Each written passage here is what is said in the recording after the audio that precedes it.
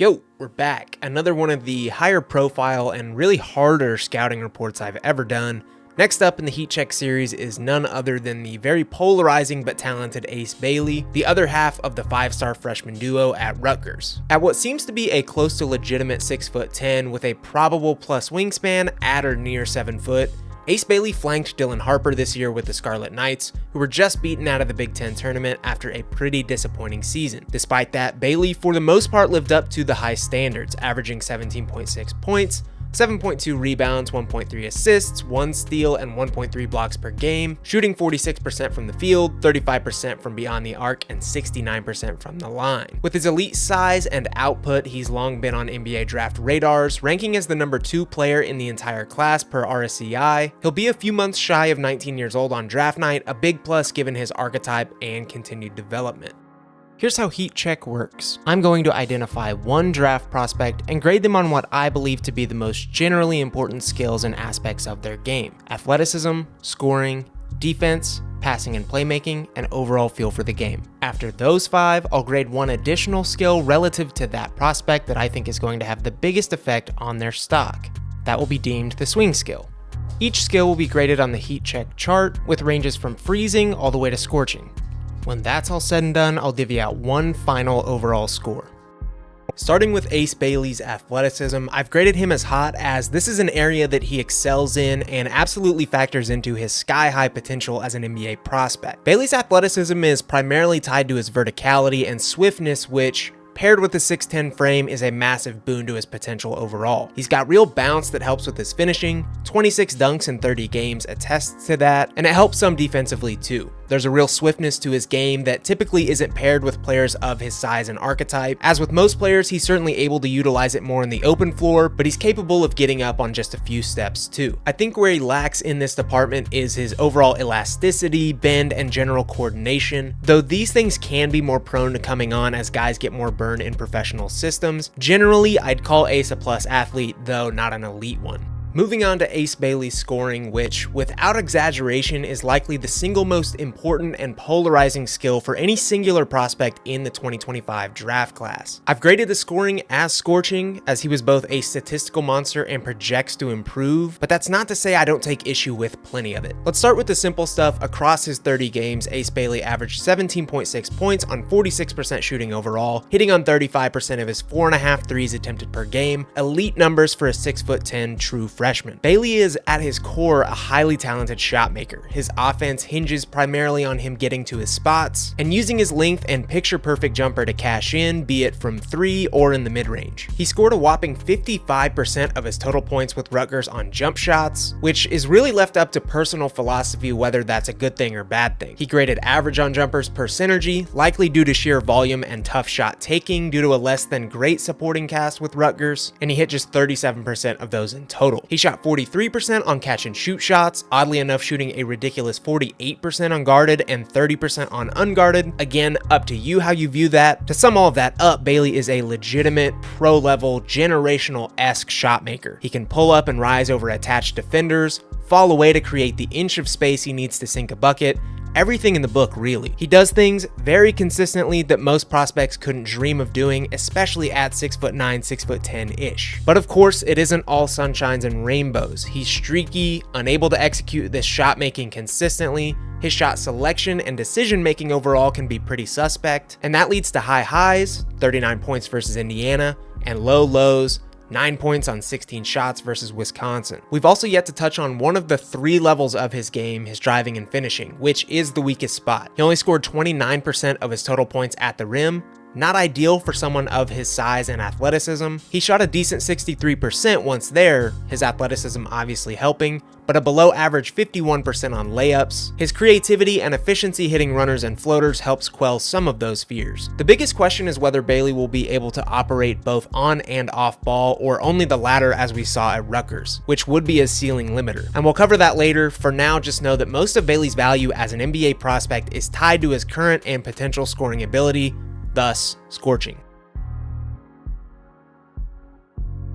For Bailey's defense, we've gone with a warm grade. His size and athletic tools offer a nice baseline and a potentially high ceiling here, but I think his collegiate spottiness that we have on tape right now sours me just a bit in this area. Across his 30 games, he averaged 1.3 blocks and 0.9 steals. Pretty solid counting stats overall for a guy averaging 17 points, but his defensive box plus minus of just 0.7 somewhat tells the story of his mixed reaction on this side of the ball. At this point in time, similar to his offensive game, he'll likely function more on the perimeter, as he's simply a bit too spindly to really guard up positionally to bigs. He can and did disrupt with his length both on and off ball, closing gaps quickly and getting a hand on passes and shots, but his general defensive process is prone to lapses and mistakes, and that's not going to get any easier at the NBA level. His rotating can be pretty sloppy, some of that lesser coordination rears its head on this side, and his general defensive IQ isn't likely up to par with what scouts want at the moment. The good news here is again wrapped up in his potential. 6'10", solid athleticism,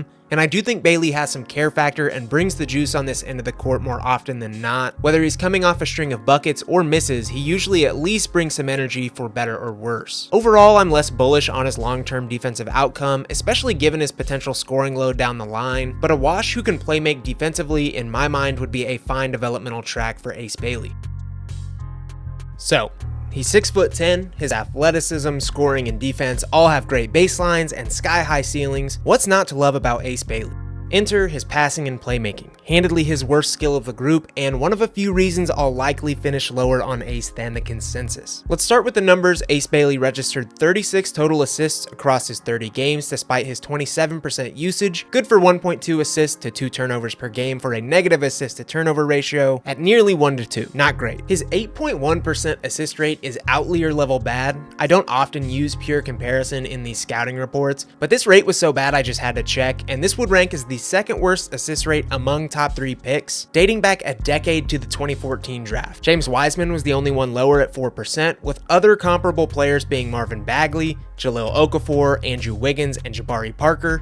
Not a great group to be involved with. And maybe worst of all, the eye test somewhat backs up these abysmal numbers. There's very little consistency, accuracy, or poise to his passing game. Not for lack of trying, but it more so looks like he's trying to rid himself of a live grenade a good chunk of the time. Even the vast majority of assists he did register, as you'll see here, are pretty simple. He's okay in back to the basket situations, able to pass out to shooters and cutters, but there's so little true half-court face-up work, which to be honest is likely more what NBA decision makers are looking for in order for Bailey to reach his full potential. Now, these numbers are of course hindered by the rough Rutgers squad, some potentially bad habits, and the fact that Dylan Harper was the team's primary playmaker. There are some flashes, so I don't think he's as bad as all of these numbers suggest. And no, not every single player needs to be some grade A passer and playmaker, but a decent amount of the draw behind Ace Bailey is in his potential. And I think this is certainly a limiting area. Let's say in a perfect world, the 3-level scoring comes along like many think. He can handle, finish at the rim, rise high in the mid-range, and knock down range shots with ease. 25 a night kind of guy. In my mind, these type of players have to have counters for being doubled, blitzed, trapped, hedged, you name it. NBA defenses will throw the book at them, and 90% of the time they fall back on elite passing and playmaking to set up others with their scoring gravity. Even if Ace Bailey develops a decent amount in this area, that would leave him in the middle ground of passers, which could happen. That's certainly not out of the question if he lands in a really positive spot that really prioritizes this area of his game. And is this damning completely as a prospect? Of course not. The aforementioned things still apply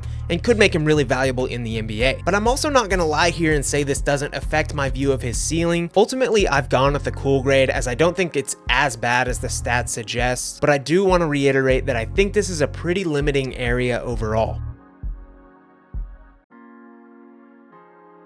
Moving on to Ace Bailey's unquantifiable feel for the game, it seems to be a case-by-case basis, at least in my eye, and that's led me to give him a middling warm grade overall. We've really covered the spectrum of Bailey's feel for the game already. It's high in his ability to put the ball through the hoop, using unteachable instincts and micro moves to score. It's medium on defense, where he'll sometimes make acrobatic stops and other times make mistakes. And it's low in his passing playmaking, which appears it will be a work in progress for some time. He's got some it factor here and there, but just enough lapses to give me a little pause too.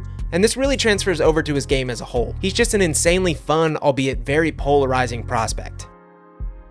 For Ace Bailey's swing skill, there's really only one option: his ball handling and in turn his creation ability. Bailey being able to handle the ball better and generate more paint touches than his current production would lead to true 3-level scoring, improve his current separation while jump shooting, and probably trickle down to help his passing and playmaking too. Most simply, improving in this area would likely help him reach true stardom on offense. The problem is, similarly to his passing, there's a long ways to go. Bailey's swiftness at his size is impressive, but he doesn't have the pure burst, acceleration, or first step to really blow by defenders. And when you couple that with his pretty average ball handling skills, it makes him an underwhelming on-ball threat. He's got the necessary dribble juice to get into his high-rising jump shots and run the floor in transition, but not enough to truly create efficient shot attempts at a consistent basis. And even worse, he falls back on his jumper a little too often for my liking. Like I said in my Dylan Harper video, I love a prospect who works inside out rather than the opposite, so this just naturally makes me tend to gravitate away from him a little bit. And to be honest, ball handling is one of the hardest things to project and predict, so I don't know where I necessarily see Bailey landing in this category long term. I think some of the only people who can truly predict sudden boosts in ball handling and creation are probably working in NBA front offices right now, and even then I'd still wager it's mostly guesswork. Being an optimist though, I'd guess Bailey in the least gets marginally better, putting him in the good enough category and ahead of some players like Jabari Smith Jr.,